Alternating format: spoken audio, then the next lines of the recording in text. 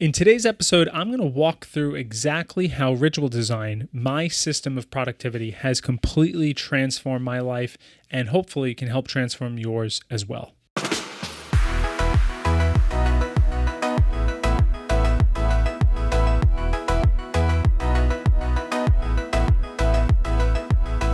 Welcome back to another episode of the Upgrade My Rituals podcast. My name is Kevin McKellar, the host, and this is the show for business owners, productivity junkies, executives, professionals of any sort that is looking for a better way to design their day. Instead of creating 27 million different new habits, we take an approach, a consistent daily approach at your productivity and your goals, and make it to a point where you are able to go to sleep at night feeling great about what you accomplished, but even better, feeling about where your life is actually headed. A holistic approach to not just getting things done, but actually making progress in your life. So what we're going to do today, being that it is the first of 2022, a very exciting time, right? Very exciting. Obviously, New Year is always very exciting, but very exciting time in general. A lot of things happening, a lot of technological developments, right? A lot of just things happening, and I think is more so a never a better time to take a look at how ritual design was really born and how it has completely transformed all parts of my life. I think it's important that we really discuss how this is coming about, why this is so important for you guys to at least give it a shot, let alone really adopt and take on to a whole new level. Before we get into that, I do want to once again just let you know about my program, Day by Design, my official course and coaching hybrid program, where I'm taking on students individually and in small groups, where we'll actually be going through, yes, ritual design on a very professional and succinct basis, but we're going to look at all the other elements about designing your day. You're setting your goals, setting your domains, the obstacles that will come about, the technology that kind of will help or hurt for that matter. And this program, I'm super, super proud of it. We'll be launching January 10th. So what we're going to be doing is on January 10th, we're going to be holding a workshop. And this workshop is going to walk you through and you're going to help you create your very own first ritual design. Now, you do not need a ritual design planner. It'll definitely help because we're going to be using it, but you can still attend this workshop. So I'm going to leave both, at the time of this video comes out, you're probably only going to need the waitlist link. So I'm going to leave the link in the show notes for the waitlist for Day by Design. And then as soon as we're ready to host the workshop, which will be on launch day on January 10th, I can't speak today, on the 10th, I will notify you and give you a link to sign up as well. So with that being said, just wanted to lay that out there because I'm just so pumped.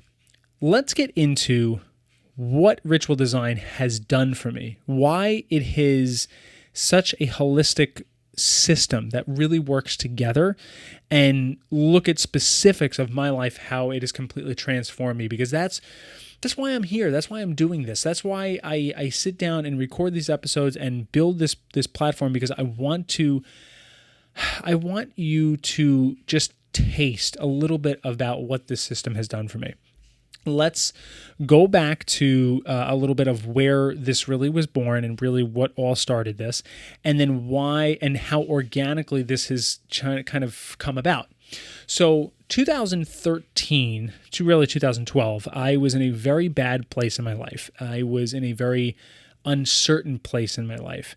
I had no professional direction. I had very poor financial situation. I had a very bad relationship with my body. I was binge eating. I was eating my feelings.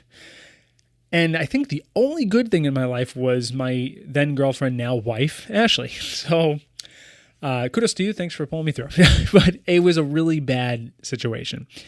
Now, what would actually happen? So what happened was I got one piece of advice from actually a college professor, and all that person said was something that gave me not really hope, but it gave me validation that I was good enough. It said, and he told me that like I was good enough. In context, that was to go study at the Liege Conservatory in Belgium, and all that did was unlock a realization that what has been happening to me over the last probably 4 years has been limiting beliefs, crushing and pushing down and holding me back and just putting me in this place of you're screwed because all you can do are these 6 things, which is ridiculous. But it was just totally holding me down. Now, what happened was I went full steam ahead. I said, okay, this is great. I'm going to go audition for the Liege Conservatory. And sure enough, I got in. And that's when I actually spent a year abroad in Belgium, living and studying in Liege. And it was the most transformative year of my life. And the way it was the most transformative was a couple of different ways. One, the biggest thing was it was a French-speaking country. And I tried to learn as much French as I could. And probably right by the end, I started kind of really being comfortable with it. Not that I necessarily was fluent even anywhere near it, but just comfortable to get through the day. But what happened was I halfway through, I really tried. I tried to listen. I tried to learn French. I tried to just be, and then I kind of just went inward. And I kind of started tuning it all out. And what's really cool is that it was really easy to do because when you're listening to another language, it doesn't make sense. So your subconscious is not picking up on anything. So you're in your own little world. And I put my earbuds in and I'd walk the miles that I needed to walk, and I'd ride the bus that I needed to ride back and forth from my apartment to the conservatory.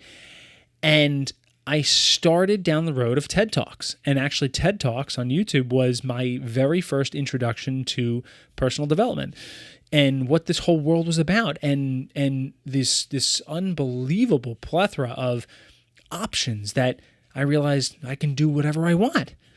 And through this organically came about a morning routine, because let's face it, a morning routine is one of, if not the most important piece of ritual design. It is one of the most important routines, and it's, if you only did a single routine, I would recommend either the Keystone routine, which is the once a week, or the morning routine, AM routine, whatever you want to call it. But I started implementing this morning routine, and it was fantastic, and it would just checked all the boxes. I'd work out a little bit. I'd meditate. Actually, meditating was the very first thing I did, and it got to the point where I would wake up way before my alarm. I was so excited to just crush this day. And I don't know if I'll ever be back in that place, because I don't know if I can ever replicate the surroundings of a French-speaking country, only doing one thing, which was studying music. Like, that's the only thing I was focusing on. It was a very special time in my life, but the morning routine was what sparked it all. And I carried that all the way through, along with a whole bunch of different planning methods and structuring of my days and different things when it comes to tasks and objectives and priorities. And it got to the point where, when I came back, my wife said, wow, and I'm not making this up. She said, wow, you're like a different person. And that validation felt so good, because I knew I wasn't crazy, but I knew I was on the right track. So flash forward a few years, I'm really trying to get my footing in transitioning from being a music teacher to being a digital marketer and a business owner. And it's a lot of turmoil if you've ever made a career change. So here's where ritual design actually started to blossom, because at that time I was working a horrific job just to get by. And that's what you have to do when you make a career shift. You get these really, really crappy jobs to then hopefully get a decent job, to then hopefully get a good job. So I was working at this appliance repair shop. I never thought I know more about vacuums than I do now. But the reason I was there was because I was supposed to be his this one man, his digital, I guess, e-commerce manager. That was the job listing. Really, it was selling crap on eBay. So the job was so terrible because it was really just a shipping clerk. That's really what I was. And the boss was the most abusive, I mean, verbally and at one point almost physically abusive. It was a very bad position I was in. And I realized I would do this whole morning routine, which was fantastic. And I felt just great about life. And I got to go to work. See how that, okay, great. You have this wonderful morning routine and you invested in yourself for an hour and a half, even 2 hours if you can. I mean, it was intense because I didn't care if I was waking up as early as I needed to. But then I would work, I mean, it was by the time I'd commute in and out, maybe 10, 11 hours or whatever, such a waste and such just constant negativity all day long. So it's like, all right, I come home and then I just unleash my baggage to Ashley and then I just, have a few beers to just try to forget it and stay up as late as I can, right, to just not have to deal with the next day. So that's a recipe for disaster because the morning routine doesn't really do much. It helps and it makes you feel great in the moment and you may make some consistent gains if you're, say, working out or if you're working on a side business or something and putting in that time. But what do we need to do? Well, what I needed to do was I needed to instill the next part, which is the before work routine. Now, at that time, before work routine was a meditative type of, it was a very simple, really meditation and really a mantra before I walked into this slop house that, nothing was going to affect me. This was a temporary thing. It was silly. The fact that, that I'm dealing with this and it is almost comical because it means nothing. And that was in that case. But in other facets, for other day jobs that I've had that were really, great jobs, I would have to use a before work routine to actually prepare my day for work. So if you have a job, the before work routine is fantastic because you can actually do that a little bit at home if you need to. Again, if you want to incorporate some mantras or maybe even some breathing, whatever it may be. And then if you want to actually do your before work routine at work. So for instance, as a digital marketer or a digital account rep, you have a lot of different systems and different things you have to check in with. So my before work routine was pretty simple at that point. You would have, open up your Windows, open up Slack, check, process your email, not necessarily go through email, but process your email, figure out what's urgent, important, check Salesforce, whatever apps you use, whatever. Simple things like that. And if you don't have that instilled as a routine, you may forget here and there, and then of course, those are the days that it actually mattered.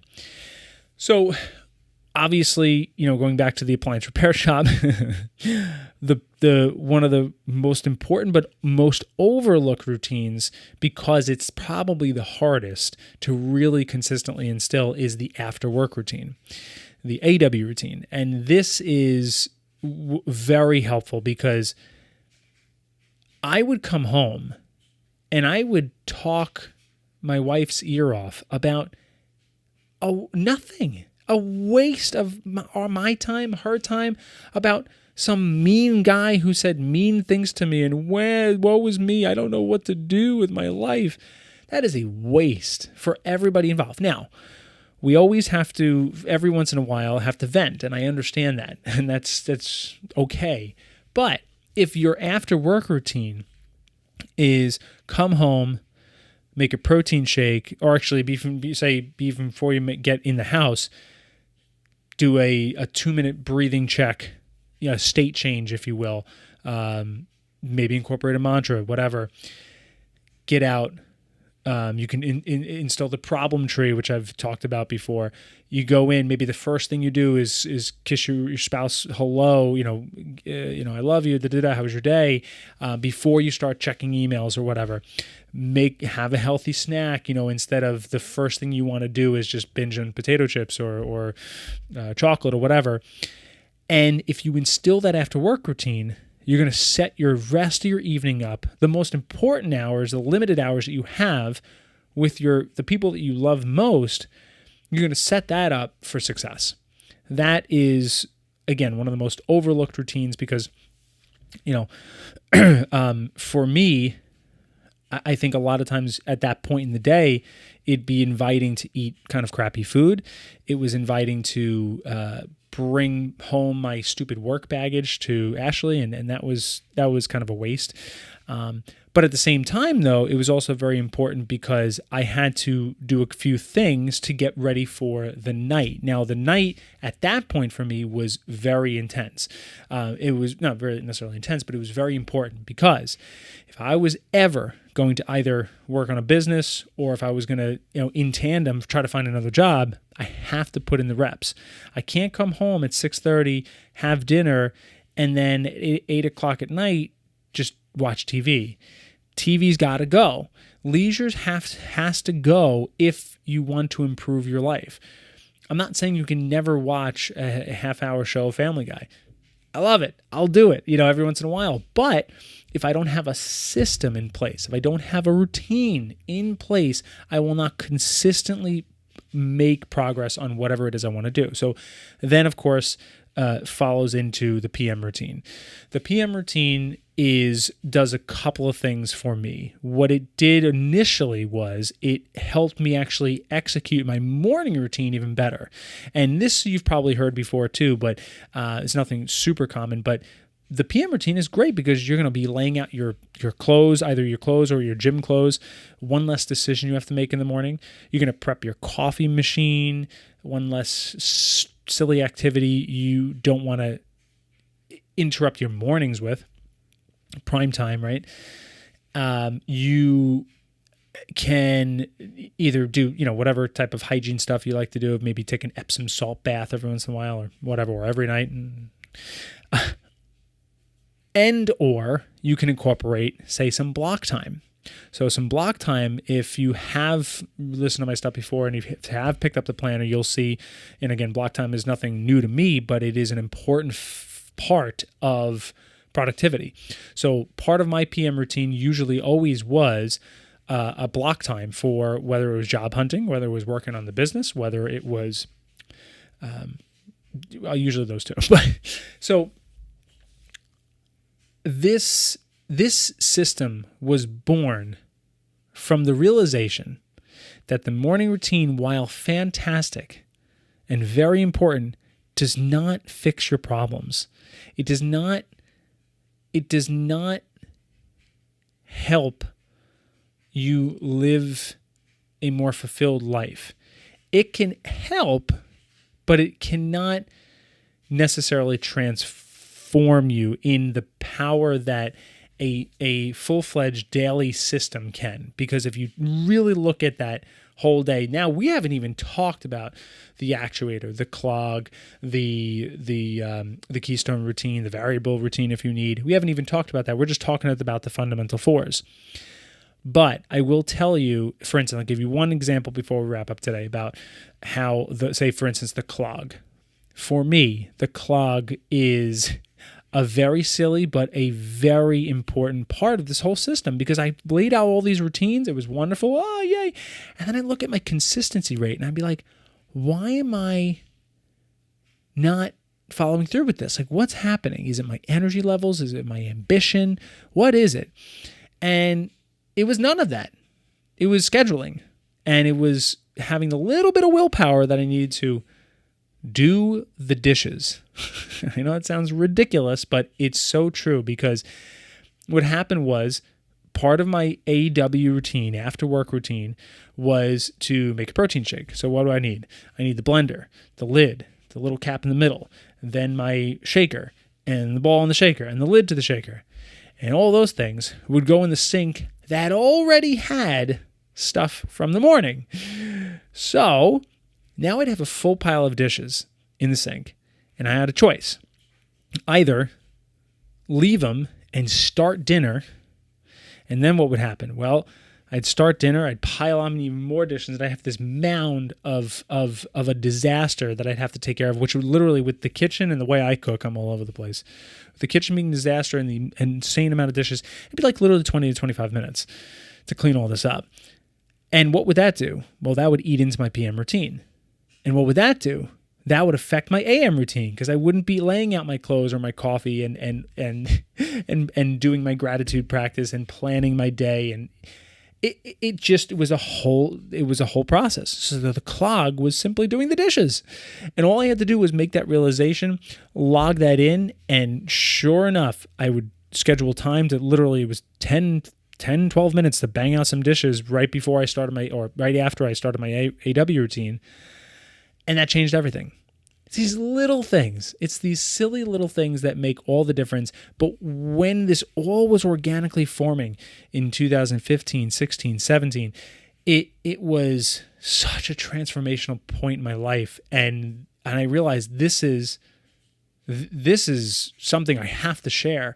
And, I built a whole thing around it. So I am so excited to continue to work with you and to continue to go down this road. And this year in 2022, the podcast is going to take a little bit more of an organized approach, and we're going to be really focusing the content within each month a little strategically. So for instance, in January, we're going to be talking a lot about the beginning of the year, right? How do we plan our weeks?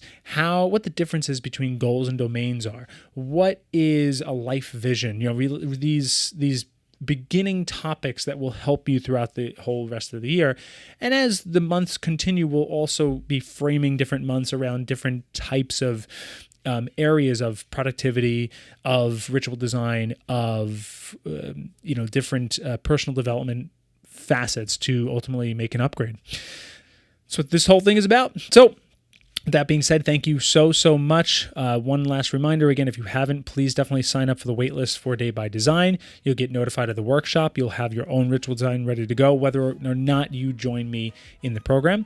And of course, if you like this video, please share it with somebody. I think that would be great. And if you're listening, please obviously subscribe. And if you haven't left a review, that would help tremendously. So thank you so much for listening today, and I'll see you next time on the Upgrade My Rituals podcast.